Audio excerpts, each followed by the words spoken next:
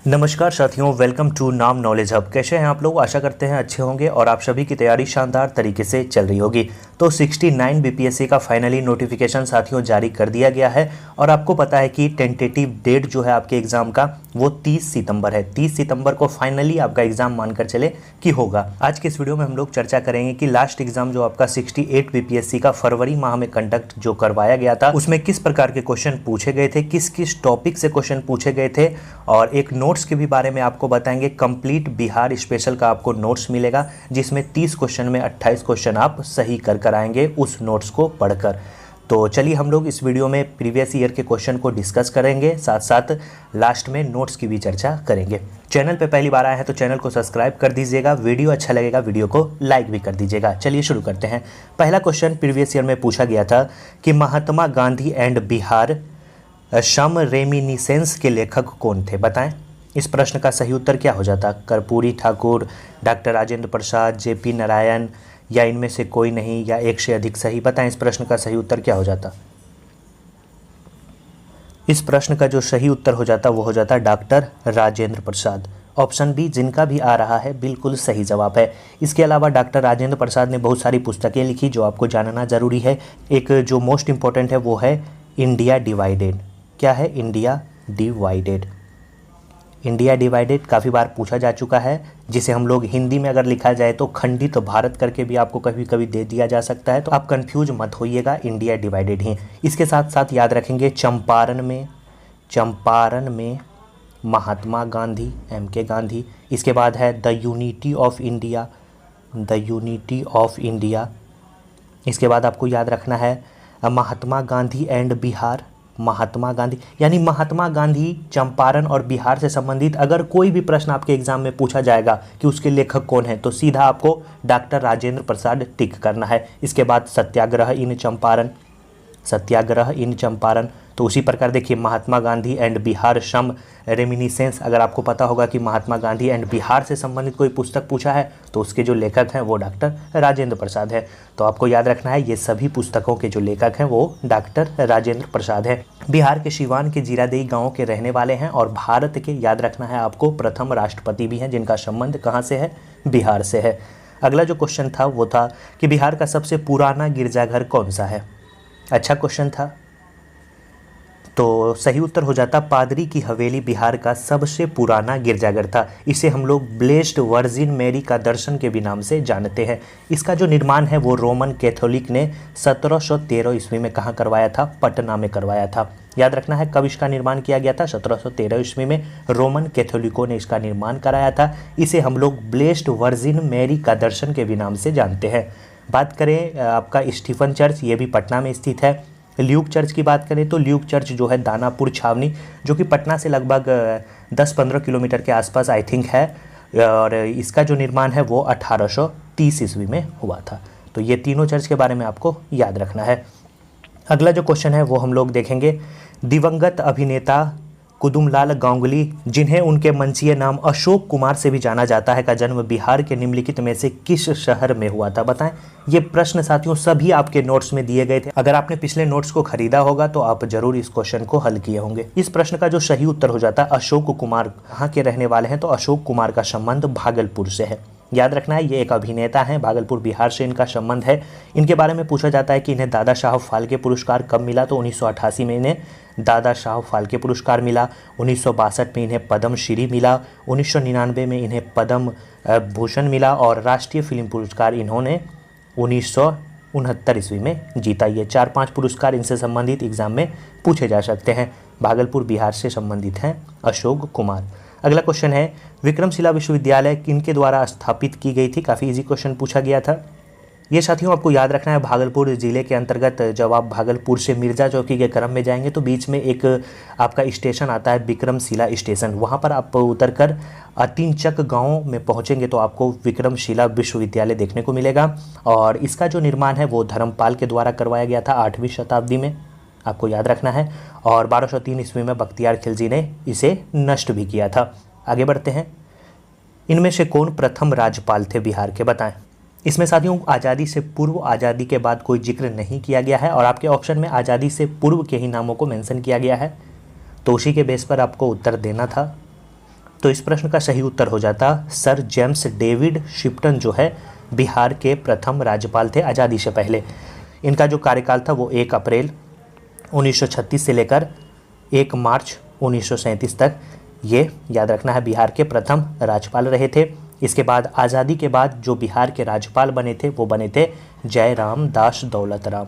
जयराम दास दौलतराम आज़ादी के बाद ये बने थे। और आपको याद रखना है 15 अगस्त 1947 से लेकर 11 जनवरी 1948 तक ये बिहार के राज्यपाल के पद पर रहे थे।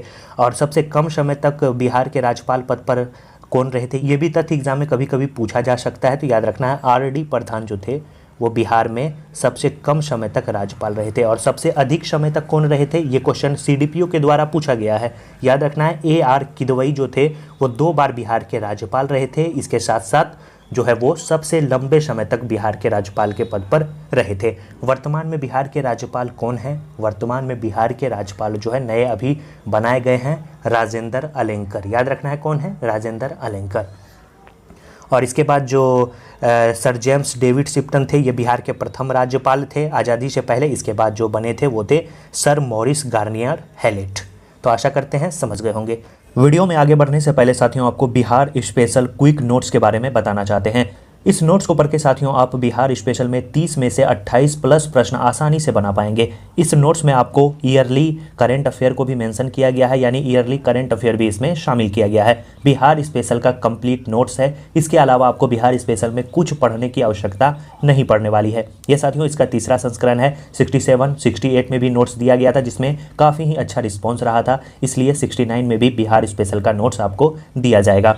इस नोट्स में साथियों आपको बिहार स्पेशल में बिहार हिस्ट्री कंप्लीट मिलने वाला है, बिहार भूगोल यानी बिहार ज्योग्राफी आपको कंप्लीट मिलने वाला है, बिहार आर्थिक परिदृश्य में जितने भी चैप्टर आते हैं वो भी आपको मिलने वाला है, जैसे बिहार बजट, बिहार आर्थिक सर्वेक्षण, बिहार राजनीतिक परिदृश्य के सारे चैप्टर आपको मिलने वाले हैं। बिहार समसामयिकी संपूर्ण यानी बिहार करेंट अफेयर पूरा मिलने वाला है। जून 2022 से लेकर जून 2023 तक मंथली वाइज भी करंट अफेयर आपको इसमें देखने को मिलेगा। ये साथियों हमारे द्वारा लिखा गया है और इसमें देख लीजिए आप किस प्रकार का नोट्स होगा। ये नोट्स साथियों पूरी तरह से टाइपिंग करवाया हुआ नोट्स है, इसे आप प्रिंट कराकर आसानी से पढ़ सकते हैं। बिहार समान परिचय देखिए अरेंज वे में इस नोट्स को बनाया गया है ताकि कोई भी स्टूडेंट अगर कोई भी क्लास ना भी करे तो इस नोट्स को पढ़कर आसानी से अच्छा स्कोर एग्जाम में कर सकता है। इसके बाद प्राचीन बिहार से संबंधित तथ्यों को दिया गया है। प्राचीन बिहार के आगे अगर आप बढ़ेंगे जैन धर्म, कर्नाट वंश, पाल वंश, इसके साथ साथ आपको देखने को मिलेगा मध्यकालीन बिहार में जैसे बख्तियार खिलजी का आक्रमण देखने को मिलेगा। इसके साथ साथ बिहार में अफगान शासक से संबंधित तथ्य,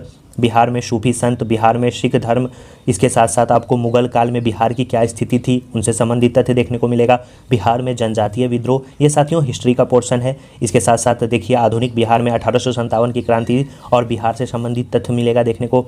चंपारण सत्याग्रह, ये साथियों हिस्ट्री है। इसके आगे हम लोग अगर बढ़ेंगे तो आपको देखने को मिलेगा बिहार ज्योग्राफी। बिहार ज्योग्राफी को भी आसान भाषा में समझाया गया है, बताया गया है। बिहार की नदियाँ, बिहार के पर्वत, पठार, इसी रोड मैप, खनिज संसाधन। इसके साथ साथ आगे बढ़ेंगे आप तो बिहार की नदियाँ, बिहार की नदियों से संबंधित क्वेश्चन पूछा जा रहा है, जैसे फल्गु नदी, यह नदी मोहाना और लीलाजम नदियों के संगम से बनती है, तो ये सब क्वेश्चन पूछे गए हैं। उत्तर बिहार की नदियाँ, दक्षिण बिहार की नदियाँ, बिहार के प्रमुख जलप्रपात, बिहार के प्रमुख नहर, सिंचाई परियोजना, बहुउद्देशीय परियोजना, जल विद्युत परियोजना, बिहार की जनगणना, बिहार की प्रमुख जनजाति। इसके बाद आपको बिहार की राजनीतिक व्यवस्था में बिहार की स्थापना से लेकर जितने भी तथ्य बिहार के अब तक के राज्यपाल, बिहार के अब तक के मुख्यमंत्री से संबंधित सारे तथ्य आपको देखने को मिल जाएंगे।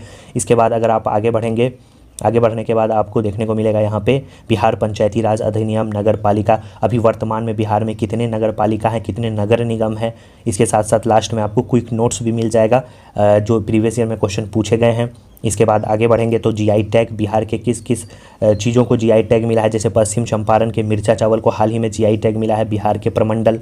आगे बढ़ेंगे तो यहाँ से शुरू होता है साथियों बिहार करंट अफेयर। मई से मेंशन कर दिए हैं साथियों, मई से लेकर आपको जून 2023 तक जितने भी करंट अफेयर बिहार में मंथली वाइज हैं उसे आपको इसमें दिया गया है। इसके बाद आगे बढ़ेंगे, आगे बढ़ने के बाद बिहार में वर्तमान में मंत्रिमंडल में कौन अभी किस पद पे आसीन है ये तथ्य दिया गया है। पुरस्कार और सम्मान जैसे डिजिटल इंडिया अवार्ड 2022 किसे मिला है, हाल ही में जो है आपको फ्लोरेंस नाइटिंगेल पुरस्कार जो है बिहार की एक नर्स को मिला है, उनसे संबंधित तथ्य भी इसमें दिए गए हैं। इसके बाद आगे आप बढ़ेंगे तो बिहार बजट 2023-24 से संबंधित तथ्य, इससे क्वेश्चन एग्जाम में पूछे जाएंगे, 2 से 3 क्वेश्चन पूछे जाएंगे। इसके बाद आपको बिहार आर्थिक सर्वेक्षण से संबंधित तथ्य भी दिए गए हैं। फिर आगे बढ़ेंगे तो विभिन्न सूचकांक में बिहार की क्या स्थिति है वो भी दिया गया है। इसके बाद बिहार सरकार की प्रमुख योजनाओं से संबंधित तथ्य दिया गया है। टोटल 150 पेजों का पीडीएफ है साथियों, जिसमें कंप्लीट बिहार स्पेशल को शामिल किया गया है। इस नोट्स को लेकर आप अपनी तैयारी को द बेस्ट कर सकते हैं। ये नोट्स साथियों आपके एग्जाम के लिए काफ़ी ज़्यादा महत्वपूर्ण भूमिका निभाने वाला है। ये नोट्स साथियों अभी हिंदी मीडियम में उपलब्ध है। 10 जुलाई से आप इसे इंग्लिश माध्यम में भी ले सकते हैं। हिंदी माध्यम में लेने के लिए न्यूनतम फी रखा गया है। मात्र आपको 60 रुपये का पेमेंट करना है, 60 रुपीज़ का पेमेंट करना है। पेमेंट आपको किस प्रकार से करना है वो आपको यहाँ लिखा गया है। ऊपर दिए गए नंबर पर आप किसी भी माध्यम से पेमेंट कर सकते हैं। गूगल पे, फ़ोनपे, पेटीएम, क्रेड पे, अमेजन पे, मोबीक्विक पे, जिस प्रकार से आपको सुविधा हो आप उसे पे कर सकते हैं। 8083813090 पे आपको पेमेंट करना है और आपको स्क्रीनशॉट जो भेजना है वो 7562821430 पर आपको स्क्रीनशॉट भेजना है। व्हाट्सएप या टेलीग्राम पे, हो सके तो व्हाट्सएप पे ही आप स्क्रीनशॉट भेजिएगा। आपको 5 से 10 मिनट के अंदर पीडीएफ भेज दिया जाएगा। पेमेंट करना है, उसका स्क्रीनशॉट भेजना है। जिनके पास पेमेंट करने का साधन नहीं है वो किसी अन्य व्यक्ति से भी पेमेंट करा सकते हैं और हमें उसका स्क्रीनशॉट भेज दें, आपको पीडीएफ मिल जाएगा। अभी साथियों आपके पास काफ़ी समय है, आप इसे पढ़िए और एग्जाम में बेहतर प्रदर्शन करिए। बिहार स्पेशल का टेंशन खत्म हो गया साथियों। अब बिहार स्पेशल में आपको कोई बुक या कोई करंट अफेयर पढ़ने की जरूरत नहीं पड़ने वाली है। नेक्स्ट वीडियो में हम लोग साथियों साइंस से संबंधित तथ्यों को देखेंगे कि साइंस में किस प्रकार के क्वेश्चन आपके एग्जाम में पूछे जाते हैं। तो चलिए साथियों, आशा करते हैं इस नोट्स को आप लेंगे और अपनी तैयारी को ज़्यादा से ज़्यादा स्ट्रॉन्ग करेंगे और 69 बीपीएससी में अपना झंडा गाड़ेंगे। तो चलिए वीडियो में आगे बढ़ते हैं और अगले क्वेश्चन को हम लोग देखते हैं। अगला क्वेश्चन है 1940 में पटना महिला विश्वविद्यालय की स्थापना निम्नलिखित में से किस समाज के द्वारा की गई थी? तो इसकी जो स्थापना है वो आपको याद रखना है, sisters of the apostolic Carmel के द्वारा जो है इसकी स्थापना की गई थी। कहाँ पे की गई थी? पटना में की गई थी। अगला क्वेश्चन है कि नमक सत्याग्रह के दौरान बिहार के लोगों ने नमक बनाने के साथ साथ सरकार के विरुद्ध किस कर का विरोध करने का विकल्प चुना था? विकास कर, मलबा कर, हाथी कर, इनमें से कोई नहीं या एक से अधिक सही?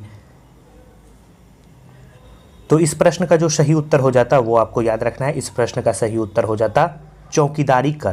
क्या हो जाता? चौकीदारी कर। सही उत्तर हो जाता ऑप्शन ई, इनमें से कोई नहीं। अगला प्रश्न है कि श्री कृष्ण सिंह द्वारा गठित बिहार की निर्वाचित सरकार ने फरवरी 1938 में किस कारण से इस्तीफा दिया था? राजनीतिक कैदियों को छोड़ने के कारण, गांधी जी द्वारा ब्रिटिश के विरुद्ध सत्याग्रह आंदोलन के कारण, भारत की आज़ादी के आंदोलन में भाग लेने के कारण या उपयुक्त में से एक से अधिक या इनमें से कोई नहीं? तो इस प्रश्न का सही उत्तर हो जाता है राजनीतिक कैदियों को छोड़ने के कारण। आपको बता दें कि 7 जुलाई 1937 को सबसे पहले कांग्रेस की जब कार्यकारिणी ने सरकार के गठन का फैसला लिया था तो तभी मोहम्मद यूनुस ने इस्तीफा दे दिया था। इसके बाद जो है 20 जुलाई 1937 को श्री कृष्ण सिंह के नेतृत्व में कांग्रेस मंत्रिमंडल का गठन हुआ था, लेकिन अंततः आपको याद रखना है फरवरी 1938 में राजनीतिक कैदियों को छोड़े जाने के कारण श्री कृष्ण सिंह ने इस्तीफा दे दिया था। अगला क्वेश्चन हम लोग देखेंगे कि किसने चंपारण सत्याग्रह के दौरान बिहार में गांधी जी की जान बचाई थी? बताएं। अच्छा क्वेश्चन है। हामिद अंसारी, किशन पाठक, बतक मियाँ, इनमें से कोई नहीं या एक से अधिक सही?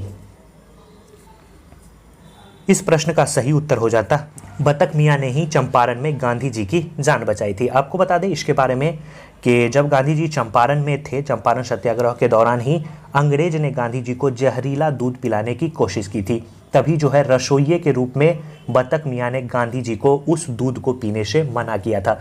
तभी जो है बतक मियाँ अंग्रेजों के पास रसोइया थे, तो उन्होंने ही गांधी जी को मना किया था जहरीला दूध पीने से। तो याद रखना है इस प्रश्न का सही उत्तर क्या हो जाता? ऑप्शन सी हो जाता।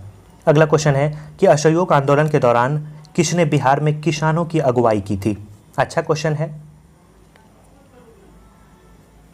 तो सही उत्तर क्या हो जाता? स्वामी विद्यानंद ने जो है किसानों की अगुवाई की थी। और इसी दौरान 1920 में आपको याद रखना है डुमरांव में नशाबंदी आंदोलन भी हुआ था और भागलपुर में 1922 में झंडा कांड भी हुआ था।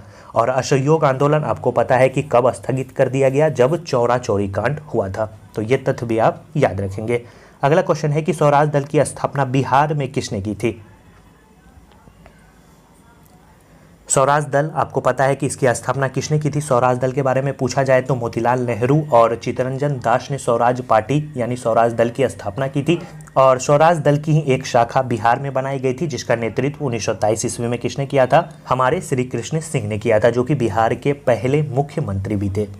अगला क्वेश्चन है केंद्रीय स्वास्थ्य एवं परिवार कल्याण मंत्रालय द्वारा 24 नवंबर 2021 को प्रकाशित राष्ट्रीय परिवार सर्वेक्षण 5 के अनुसार बिहार के लिंगानुपात में काफ़ी अच्छा सुधार हुआ। यह 2015-16 में डैश से बढ़कर 2020-22 में डैश हो गया। जब ये रिपोर्ट साथियों 2015-16 में निकाली गई थी तो लिंगानुपात जो है वो 1062 दर्ज किया गया था और ये बढ़कर 2020-22 में कितना हो गया, 1090 हो गया। सही उत्तर क्या हो जाता, ऑप्शन सी हो जाता। अगला क्वेश्चन आर्थिक सर्वेक्षण से है, डायरेक्ट इसका साथियों आंसर बताते हैं क्योंकि अब ज़्यादा इंपॉर्टेंट नहीं है। और साथियों जल्द ही सुपरफास्ट रिवीजन शुरू किया जाएगा जो कि बीपीएससी एग्जाम से पहले करवाया जाता है, जो आपके एग्जाम के लिए काफ़ी बेनिफिशियरी होता है। तो इस प्रश्न का जो सही उत्तर हो जाएगा साथियों, इस प्रश्न का सही उत्तर हो जाएगा 1 से अधिक सही। क्या हो जाएगा, 1 से अधिक सही। ज़्यादा इसे डिटेल नहीं करेंगे क्योंकि ज़्यादा ज़रूरी नहीं है। अब जो न्यू डाटा है उसे हम लोगों को पढ़ना है। इसका भी सही उत्तर आपको बता देते हैं, 4% ग्रामीण क्षेत्रों में और 6.5% शहरी क्षेत्रों में जो है भागीदारी देखी गई थी। अगला क्वेश्चन है, अधिकतम कर उद्योग किस जिले में स्थित है। इस क्वेश्चन को साथियों डिलीट कर दिया गया था, अयोग्य घोषित कर दिया गया था इस प्रश्न को। बिहार में बहने वाली पवित्र नदी जो है फल्गु निम्नलिखित में से किस नदियों के संगम से बनती है। तो बिहार में जो बहती है फल्गु नदी, आपको पता है कि फल्गु नदी कहाँ से निकलती है। फल्गु नदी आपको याद रखना है, छोटा नागपुर जो पठार है उसके उत्तरी भाग से निकलती है जो कि हजारीबाग में स्थित है और बाद में जाकर यह गंगा नदी में मिल जाती है। दक्षिण बिहार की नदियाँ हैं, उत्तर की ओर बहती है। और ये जो नदी है साथियों ये मोहाना और लीलाजन नदी के संगम से बनती है। सही उत्तर क्या हो जाता, ऑप्शन बी हो जाता। अगला क्वेश्चन है कि बिहार में निम्नलिखित में से किस स्थान पर पहली बार चाय बागानों की स्थापना की गई थी। बताएं, अच्छा क्वेश्चन है। तो पहली बार बिहार में चाय बागानों की जो स्थापना की गई थी वो किशनगंज के एक छोटे से शहर ठाकुरगंज में की गई थी। सही उत्तर क्या हो जाता, ऑप्शन सी हो जाता। अगला जो क्वेश्चन है वो हम लोग देखेंगे कि बिहार के निम्नलिखित जिलों के आरोही दशकीय जनगणना वृद्धि 2001-2011 के अनुसार सही क्रम चुनिए। बताएं, आपको साथियों आरोही क्रम में चुनना है। आपको बताना है कि सबसे ज़्यादा दशकीय वृद्धि दर जो है किस जिले में देखी गई थी। आपको पता होना चाहिए, काफ़ी बार बता है, जब जनगणना का वीडियो लाए थे तो उसमें बताए थे कि सर्वाधिक जनसंख्या जो दशकीय वृद्धि दर्ज देखी गई थी वो मधेपुरा जिले की देखी गई थी। उसके बाद किशनगंज की, उसके बाद सिवान, सबसे ज़्यादा आपका मधेपुरा। सही उत्तर क्या हो जाता, ऑप्शन सी हो जाता।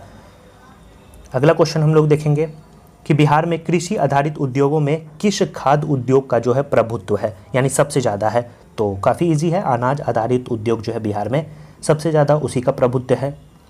अगला क्वेश्चन है कि भारत के निम्नलिखित में से किस राज्य की सीमा बिहार में अधिकतम जिलों से लगती है। बताएं, इस प्रश्न का सही उत्तर हो जाता है इनमें से एक से अधिक।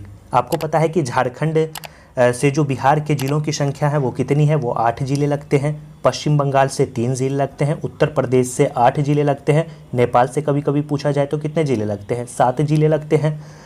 तो बिहार की जो सीमा है वो 3 राज्य और 1 देश से लगती है। झारखंड से जो 8 जिले लगते हैं उसमें आपको याद रखना है भागलपुर, बांका, जमुई, नवादा, गया, औरंगाबाद, रोहतास और कटिहार शामिल है। साथियों उंगली पे याद होना चाहिए क्योंकि एग्जाम में क्वेश्चन पूछे जाते हैं। पश्चिम बंगाल की बात करें तो पश्चिम बंगाल से बिहार के 3 जिले लगते हैं, पूर्णिया, किशनगंज और कटिहार। उत्तर प्रदेश से 8 जिले लगते हैं, रोहतास, कैमूर, बक्सर, भोजपुर, सारण, सिवान, गोपालगंज और पश्चिम चंपारण। नेपाल से बिहार के 7 जिले लगते हैं, पश्चिम चंपारण, उसके बगल में आएंगे पूर्वी चंपारण, फिर सीतामढ़ी, मधुबनी, सुपौल, अररिया और किशनगंज। याद रखना है, कभी नहीं भूलेंगे। झारखंड से 8 जिले, पश्चिम बंगाल से 3 जिले, उत्तर प्रदेश से 8 जिले और नेपाल से बिहार के 7 जिले लगते हैं। और क्षेत्रफल के अनुसार आपको पता है कि बिहार का स्थान पूरे भारत में 12वां है। अगर केंद्र शासित प्रदेश को शामिल किया जाए तो बिहार का स्थान 13वां है। अगला क्वेश्चन है कि निम्नलिखित में से कौन सा भागलपुर से मिर्जा चौकी की ओर रेल मार्ग में बिहार का अंतिम स्टेशन है, ये पूछा गया है। बताएं, तो अगर आप लोग भागलपुर से मिर्जा चौकी की ओर चलेंगे, मिर्जा चौकी आपको पता है कि झारखंड में स्थित है। बिहार और झारखंड का बॉर्डर क्षेत्र जो है वो मिर्जा चौकी स्टेशन है। मिर्जा चौकी से एक स्टेशन पहले जो स्टेशन आता है वहीं पूछा गया है, वो है आपका अम्मापाली स्टेशन। यही बिहार का अंतिम स्टेशन है झारखंड की ओर। मिर्जा चौकी के बाद एक और स्टेशन आता है जो झारखंड का काफ़ी ज़्यादा चर्चित स्टेशन है, उसका नाम है साहेबगंज। अगर आप भागलपुर से मिर्जा चौकी के बीच में ही देखेंगे तो आपको पता है कौन सा स्टेशन आता है। उसी के बीच में साथियों आपको आता है स्टेशन एक पीरपैंती, कहलगांव एनटीपीसी आता है, विक्रमशिला उसी के बीच में आता है। तो ये भी आप याद रखेंगे। अगला क्वेश्चन है कि बिहार में खनिज उत्पादन के संदर्भ में निम्नलिखित कथनों पर विचार करने के लिए बोला गया है। बताएं इस प्रश्न का सही उत्तर क्या हो जाएगा। इस प्रश्न का सही उत्तर हो जाएगा एक भी सही नहीं है। आयोग के द्वारा इस प्रश्न का सही उत्तर ऑप्शन ई को माना गया था। कोपेन की वर्गीकरण योजना के अनुसार उत्तर प्रदेश और बिहार किस प्रकार के जलवायु प्रदेश में आते हैं। बताएं इस प्रश्न का सही उत्तर। उत्तर प्रदेश और बिहार की जो जलवायु है वो आपको याद रखना है, कोपेन के अनुसार इसे जो है CWG में वर्गीकृत किया गया था। सही उत्तर हो जाता ऑप्शन सी। इसके अलावा आपको याद रखना है कोपेन ने उत्तर बिहार की जो जलवायु है उसे CWG में वर्गीकृत किया है और दक्षिण बिहार की जो जलवायु है उसे AW में वर्गीकृत किया है। इसके साथ साथ आपको थानवेट के बारे में बताएंगे, त्रिवाट के बारे में बताएंगे। सभी साथियों नोट्स में दिया गया है और सभी का वीडियो भी आएगा ताकि कोई भी प्रश्न आपका बिहार स्पेशल में छूटे ना। वीडियो साथियों अभी तक आपने लाइक नहीं किया है तो ज़रूर लाइक कर दीजिए और चैनल को तो सब्सक्राइब कर ही दीजिए। अगला है बिजनेस रिफॉर्म्स एक्शन प्लान के अनुसार 2020 में व्यापार करने में आसानी में बिहार ने 36 राज्यों में कौन सा रैंक हासिल किया है। इस प्रश्न का सही उत्तर हो जाता साथियों ऑप्शन ई। क्या हो जाता ऑप्शन ई। अब ज़्यादा इंपॉर्टेंट नहीं है। 28 नवंबर 2022 को मुख्यमंत्री नीतीश कुमार द्वारा गंगा जल आपूर्ति योजना का उद्घाटन किस स्थान पर किया गया था। तो इसका जो उद्घाटन है वो बोध गया में किया गया था। राजगीर में भी साथियों गंगा जल आपूर्ति योजना के तहत जो है जल आपूर्ति करवाई जाएगी, लेकिन इसका जो शुरुआत है उद्घाटन उनसे संबंधित तथ्य पूछा गया था तो बोध गया इसका सही उत्तर होता। अगला क्वेश्चन है कि पिछले 10 वर्षों में राज्यों का शहरीकरण बहुत तेजी से बढ़ा है। 2011 की जनगणना के अनुसार बिहार में शहरीकरण का स्तर जो है डैश वर्तमान में प्रतिशत था, जो बढ़कर जो है अभी वर्तमान में क्या प्रतिशत हुआ है, यही प्रश्न पूछा गया था। तो 2011 की जनगणना के अनुसार आपको पता है कि शहरीकरण का जो स्तर था बिहार में वो कितना था, 11.3 था। तो ऑप्शन देख के बता देंगे 11.3 और 15.3। अभी का डाटा साथियों अगर आपको याद नहीं है लेकिन पिछले का डाटा आपको याद है, 2011 का जनगणना का डाटा आप याद कर लिए हैं तो आप आसानी से इसे हल कर पाते। सही उत्तर क्या हो जाता, ऑप्शन सी हो जाता। 28 नंबर का क्वेश्चन, निम्नलिखित में से किसे अगस्त 2022 में भौगोलिक संकेतक GI टैग से सम्मानित किया गया था। ये सभी तथ्य साथियों नोट्स में दिए गए थे। तो इस प्रश्न का सही उत्तर हो जाता मिथिला मखाना को GI टैग मिला। और हाल ही में आपको याद रखना है पश्चिमी चंपारण का मिर्चा चावल को GI टैग मिला है। ये क्वेश्चन 69 BPSC में पूछा जा सकता है। आपको पता है कि कॉमन PT अब होने वाला है। अगर आप इस एग्जाम को क्वालिफाई करते हैं तो इसके बाद अलग अलग एग्जामों के लिए आपको अलग अलग फॉर्म भरना पड़ेगा। अगला जो क्वेश्चन है वो है निम्नलिखित में से किसे वर्ष 2022 में यूनेस्को की विश्व धरोहर सूची में जोड़ा गया है। तो इस प्रश्न का सही उत्तर साथियों आयोग के द्वारा पहले लंगट सिंह कॉलेज में खगोलीय वेधशाला को दिया गया था, लेकिन बाद में इसका उत्तर बदल कर जो है ऑप्शन ई को किया गया, इनमें से कोई नहीं। आपको बता दें कि बिहार में 2 यूनेस्को साइट है, एक है आपका महाबोधि मंदिर, दूसरा है आपका याद रखना है कौन, नालंदा विश्वविद्यालय। महाबोधि मंदिर को 2002 में यूनेस्को साइट का दर्जा मिला था और नालंदा का जो विश्वविद्यालय है उसे आपको याद रखना है 2016 में यूनेस्को की विश्व धरोहर सूची में जोड़ा गया था। वर्तमान में यूनेस्को विश्व धरोहर सूची में कुल कितने स्थल शामिल हैं, याद रखना है 40। 40वां कौन है, नीचे कमेंट करेंगे कि 40वां साइट कौन है। एक क्वेश्चन आपसे पूछा गया है, इसका जरूर आप आंसर दीजिएगा। पहला तैरता हुआ सौर ऊर्जा संयंत्र बिहार में किस स्थान पर बनाया गया है। तो ये जो बनाया गया है काफ़ी इजी क्वेश्चन है, हमारे द्वारा करवाया भी गया था। केदिराबाद दरभंगा में जो है इसे बनाया जा रहा है। अगला जो क्वेश्चन है वो है वर्ष 2019-20 के आर्थिक सर्वेक्षण के अनुसार किस जिले की प्रति व्यक्ति आय सबसे कम है। तो सबसे कम प्रति व्यक्ति आय वाला जो जिला है वो है आपका शिवहर जिला। सबसे अधिक पटना जिला है। अभी जो साथियों आर्थिक सर्वेक्षण जारी किया गया इसके अनुसार भी पटना जो है प्रति व्यक्ति आय के मामले में पहले स्थान पे है और शिवहर अंतिम स्थान पे है। कुल ओवरऑल प्रति व्यक्ति आय पूछा जाए तो बिहार का जो प्रति व्यक्ति आय है वो है 54,383 रुपये। पटना का जो प्रति व्यक्ति आय है वो है 1,15,239 रुपये। शिवहर का जो प्रति व्यक्ति आय है वो है 18,692 रुपये। पटना के बाद जो दूसरे नंबर पे आता है जिसका प्रति व्यक्ति आय सबसे ज़्यादा है वो है बेगूसराय। बेगूसराय के बाद आता है मुंगेर। बेगूसराय का जो प्रति व्यक्ति आय है वो 45,000 रुपये है। मुंगेर का जो प्रति व्यक्ति आय है वो 43,000 रुपये है। पहले स्थान पे पटना, दूसरे पे बेगूसराय और तीसरे पे मुंगेर है। सबसे कम शिवहर का है 18,692 रुपये। शिवहर से पहले आता है आपका अररिया, जिसका प्रति व्यक्ति आय 20,000 रुपये है। अररिया से पहले आता है सीतामढ़ी, जिसका प्रति व्यक्ति आय 21,000 रुपये है। आशा करते हैं समझ गए होंगे। अभी भी पूछा जा सकता है, नोट डाउन कर लीजिए। और साथियों नोट्स में तो दिया ही गया है। नोट्स को आपने देख लिया कि किस प्रकार से नोट्स बनाया गया है, एक एक पॉइंट को अच्छे से समझाया गया है। ज़्यादा आपको कुछ पढ़ना नहीं है, सिर्फ और सिर्फ बिहार स्पेशल में इतना कर लीजिए, इनफ है आपके लिए। वर्ष 2020-21 के लिए नीति आयोग SDG रिपोर्ट के अनुसार बिहार राज्य का स्कोर कितना रहा है? इसके अनुसार बिहार का जो स्कोर रहा था साथियों, वो आपको याद रखना है, 100 में 52वें स्थान पे बिहार था। एक पूछा जाए आपको पब्लिक अफेयर इंडेक्स में बिहार का स्थान कितना रहा, तो पब्लिक अफेयर इंडेक्स 2022 में बिहार का स्थान 15वां है। राज्य ऊर्जा एवं जलवायु सूचकांक में बिहार का स्थान कितना है? राज्य ऊर्जा एवं जलवायु सूचकांक में बिहार का स्थान 15वां है। डेल्टा रैंकिंग 2022 के अनुसार आपको याद रखना है, बिहार के खगड़िया जिले को दूसरा स्थान मिला है। एक पूछा जाए खाद्य सुरक्षा सूचकांक में बिहार का स्थान कौन सा है, तो खाद्य सुरक्षा सूचकांक में बिहार का स्थान 16वां है।